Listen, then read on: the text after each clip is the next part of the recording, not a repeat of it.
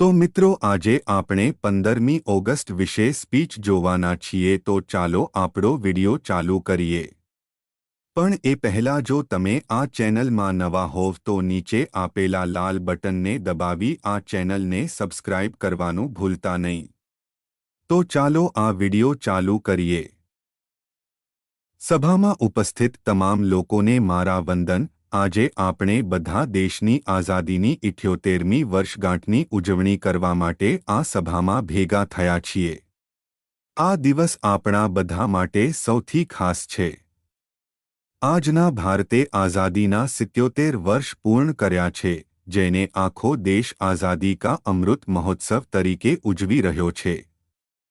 આ પવિત્ર અવસર પર આપણે તે તમામ સ્વાતંત્ર્ય સેનાનીઓને યાદ કરીશું જેમણે દેશની આઝાદી માટે પોતાના જીવનનું બલિદાન આપ્યું હતું।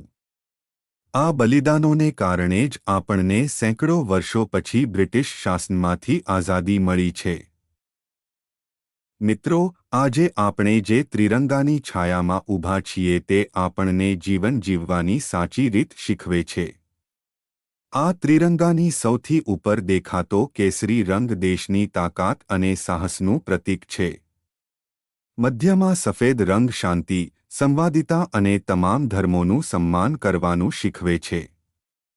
ત્રિરંગાની સૌથી નીચેનો લીલો રંગ દેશના વિકાસ અને સમૃદ્ધિનું પ્રતીક છે। ધ્વજની મધ્યમાં બનેલું અશોક ચક્ર આપણને સતત આગળ વધવાની પ્રેરણા આપે છે। ભારતની સંસ્કૃતિ તેના ધ્વજમાં જોઈ શકાય છે। મિત્રો, દરેક ભારતીય માટે તેનો દેશ પહેલો આવવો જોઈએ। ભારત દુનિયાનો સૌથી મોટી લોકશાહી દેશ છે। આપણે અહીંની સંસ્કૃતિ અને સભ્યતાને નમન કરવા જોઈએ। આ શુભ અવસર પર આપણે રાષ્ટ્ર નિર્માણ, દેશનો વિકાસ અને તેનું સન્માન જાળવી રાખવાનો સંકલ્પ લઈએ। સ્વતંત્રતા દિવસના આ શુભ અવસર પર આપ સૌને ખૂબ ખૂબ શુભેચ્છાઓ। ચાલો આપણે આપણી પૂરી શક્તિથી બોલીએ, ભારત માતા કી જય। ભારતની જય।